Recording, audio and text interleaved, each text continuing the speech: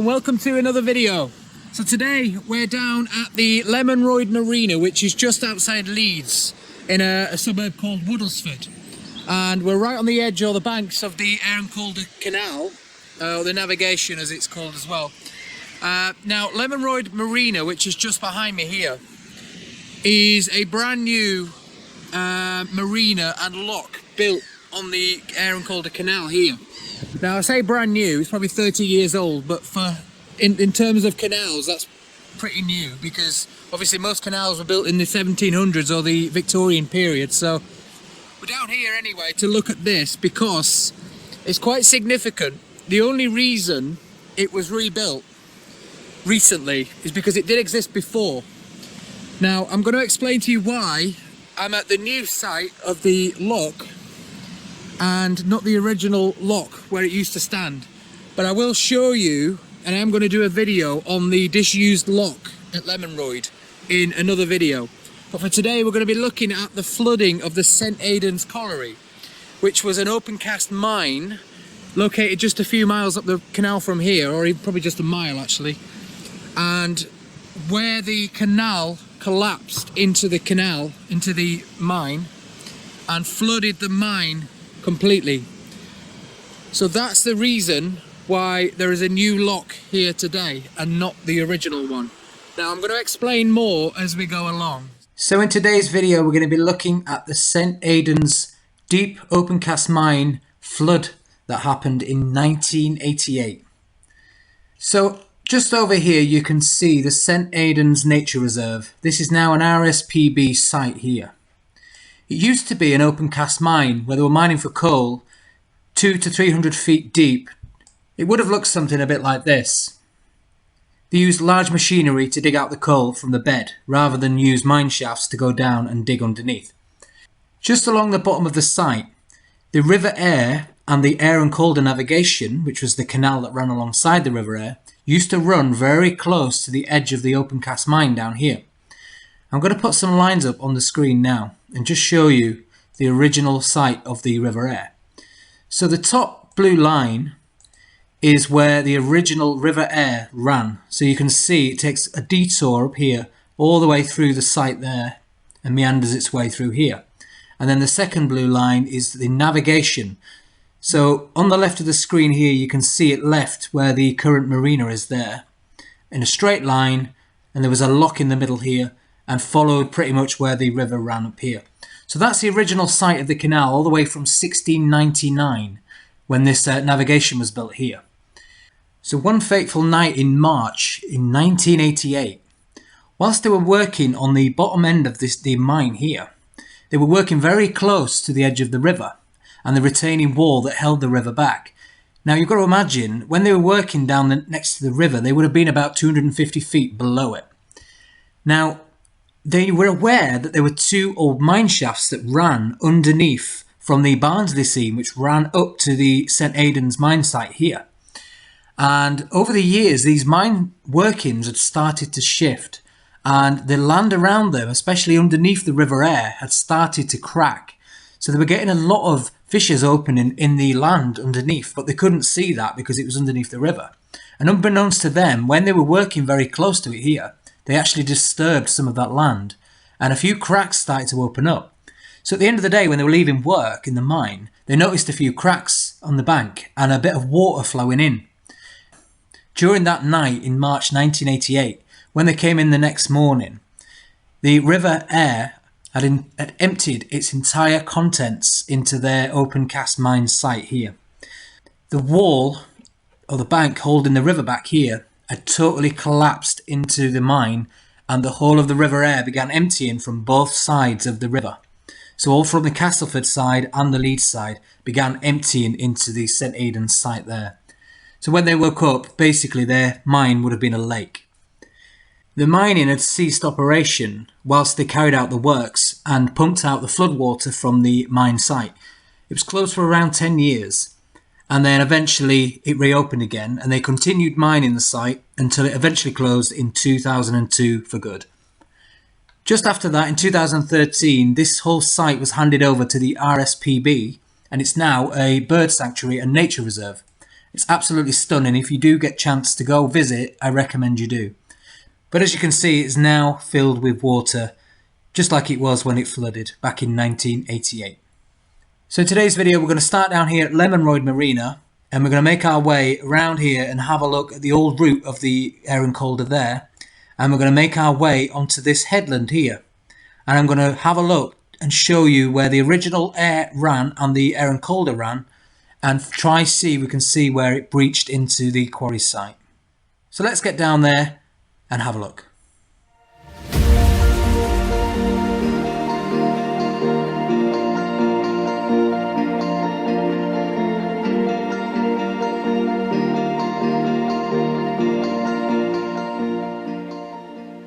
So here we are down at the marina itself, and as you can see behind me, all the lovely narrowboats in there. So we're on the banks of the canal now. I'll just turn you around so you can have a look. Now the St Aidan's mine was just in that direction up there on the left side here.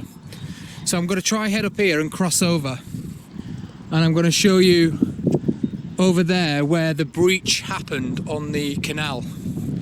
On the original canal that was there. Obviously, like I said, it's been rerouted now.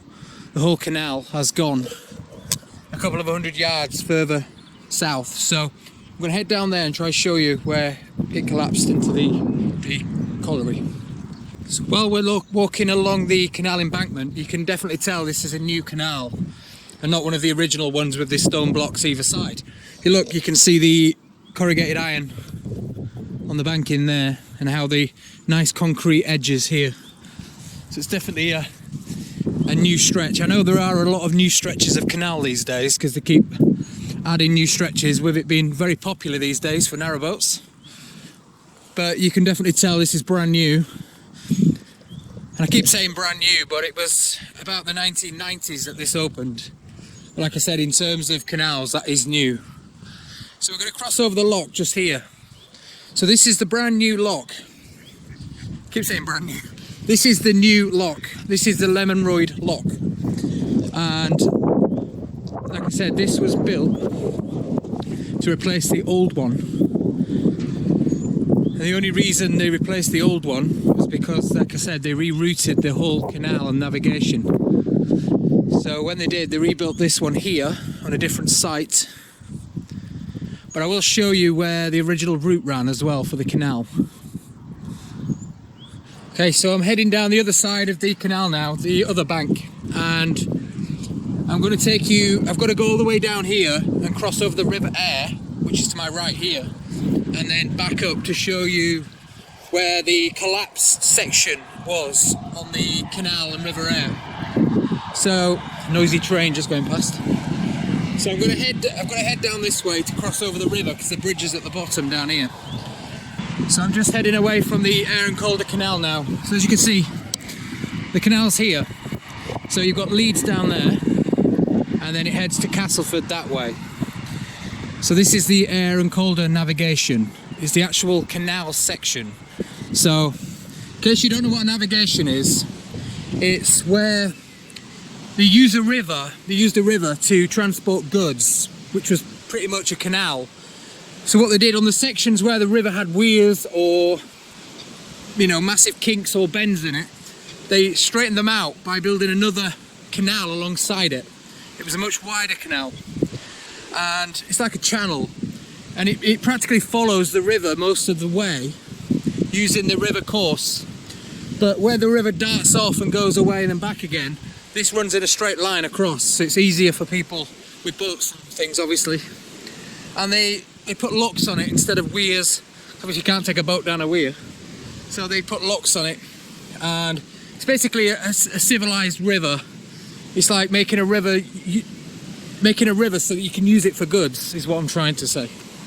And so you've got the river, the Aire Calder navigation there, which obviously links the River Aire with the River Calder, which is where it gets its name from. And the River Aire runs alongside it here. It's just behind the camera now. So it's parallel with it, and it's always done that at this point here. But like I said, back in the day, before the collapse happened, they used to run very close to each other, parallel alongside. and where the banking was next to the colliery, it gave way, but the whole side of the land slipped, so it brought the river down into the mine, and the thousands and thousands of gallons of water just shooted into the colliery site.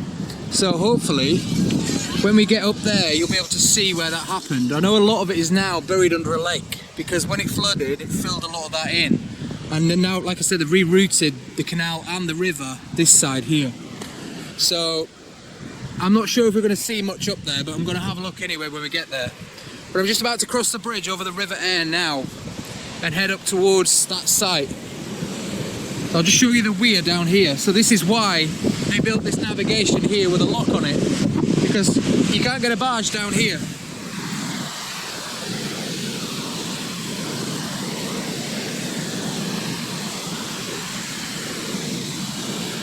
So I've been walking for quite a few hundred yards now, and I'm walking right in the middle of both the rivers and both the navigations.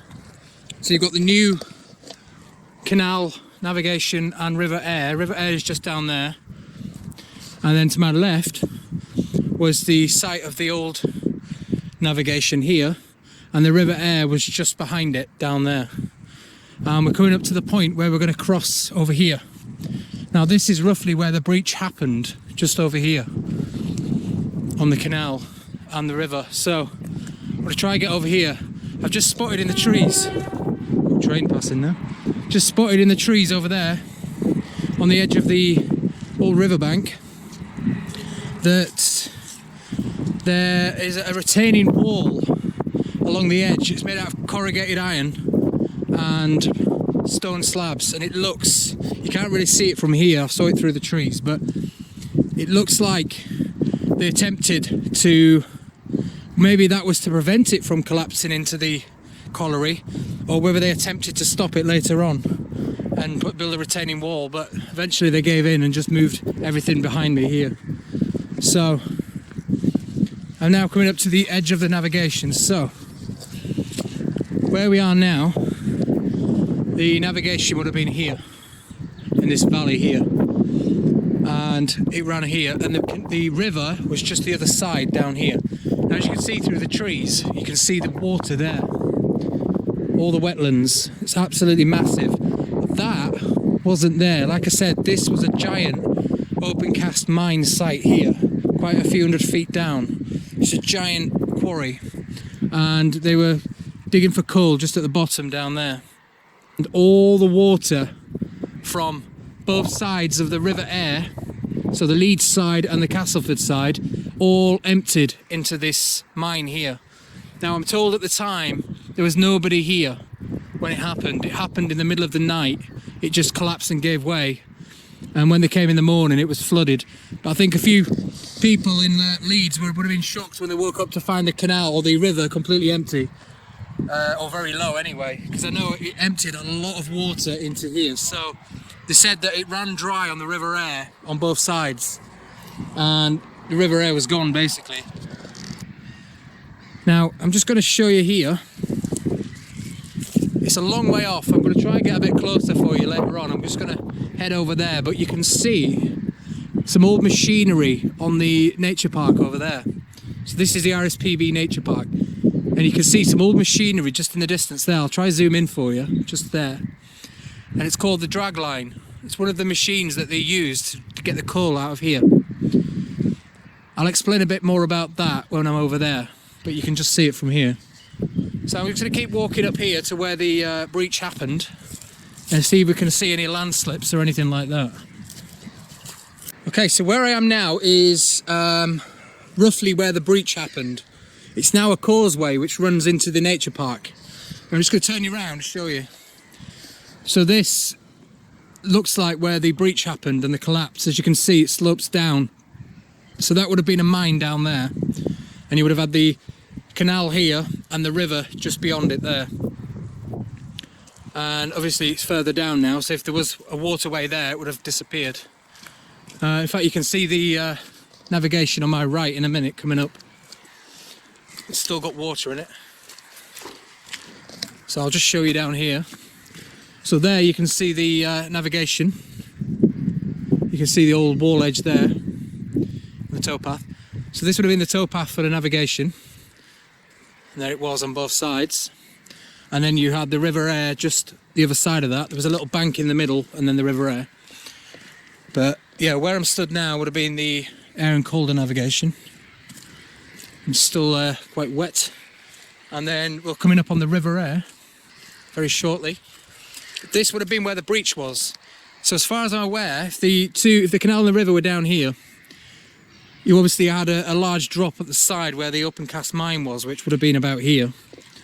And it just collapsed and gave way, just slid into the mine, and all the water just emptied. Now, from the pictures that I've seen, it just looks like the River Aire, which emptied into it, and the canal was still okay at the side of it.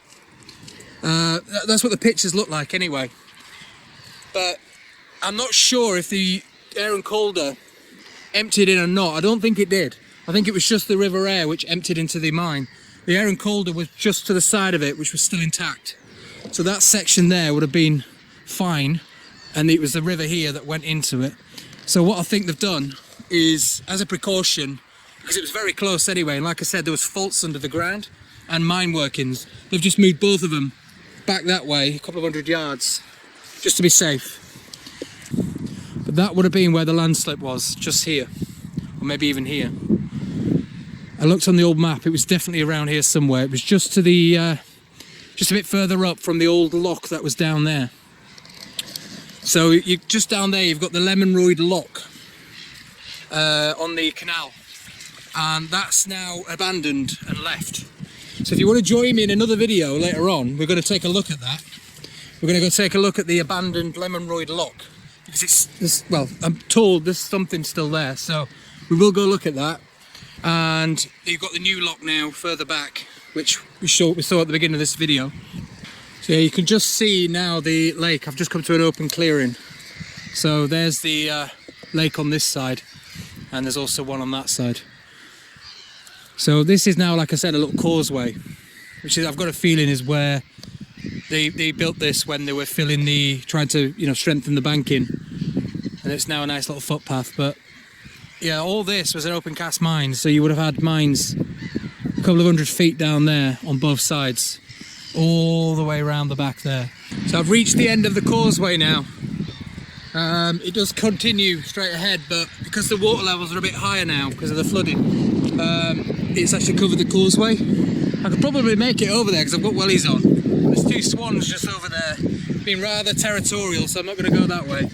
I'll just show you there. There's two swans just up there. And yeah, you can walk up there normally and straight across to the other side, but this site is absolutely massive. If you fancy visiting in summer, it's absolutely stunning. Get yourself down here. It's massive. It goes all the way around the back. I know there's a gift shop or like a visitor centre and a cafe somewhere over there, just where the dragline is. And you can't come down here. I know there is a pay and display car park, but you can come and have a look. There's the causeway. Looks like the one in Cornwall when you go up to St Michael's Mount. And it floods when the tide comes in. In fact, I might be able to get a bit further out. It's not that deep actually. So I'm going to head back down to the start now and hopefully wrap up this video. But if I find anything else along the way, I'll let you know. But I hope you enjoyed that little insight into the story of that. I actually never knew about this for many years, and I used to visit here when I was a kid. But where I am now, like I said, it's a lovely little causeway, and it actually looks like you're walking on water. You could probably do some great video shots with that. Same thing as what Dynamo used when he crossed the Thames and he walked on water. He had a platform underneath the Thames like this, but it was made out of glass blocks, and he walked across that to give the illusion he was walking on water, and he wasn't. Not that you thought he did anyway. Okay, so I've left the nature park just behind me, and I'm just about to head over a bridge now. So the bridge will span the new River Aire. Like I said, I was just down there, so that's where they both ran down there. but it cost them millions of pounds to reroute it all, and they sent it on a quite a few mile stretch as well, all the way up right around the whole mine site. They basically bypassed it all and built a brand new lock and marina down there. Very interesting anyway. I hope you enjoyed it. Like I said, a bit of a fascinating insight into a bit of history. So I hope you enjoyed that video, and if you've got any comments or any further information, please let me know in the comments below. Just post a comment and let me know if you know anything else, or got anything to say, comments about the video. And if you want me to do anything else as well, anything in the area, could be anywhere in Yorkshire or anywhere in the UK really. If you want anything else filming or are interested in anything, just let me know, because I might put it on my list of places to go. Yeah, thank you very much for joining me in this video. I hope you enjoyed it. Like I said, any comments down below, please like the video, subscribe to the channel and click the notification bell as well. But thank you, and I'll see you in the next one. Bye.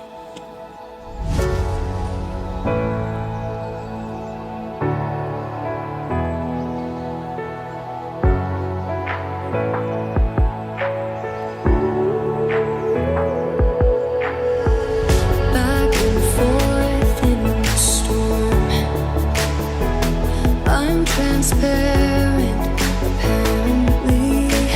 Time could care less about me. There's no rest in the in-between. No, not for me. My pulse is in and out. I'm going down. All this is turning me all around. Time could care less about me. I know time could care less about me. Up and down in the void. Tossed around till I'm torn. I'm weary. I guess time could care less about me.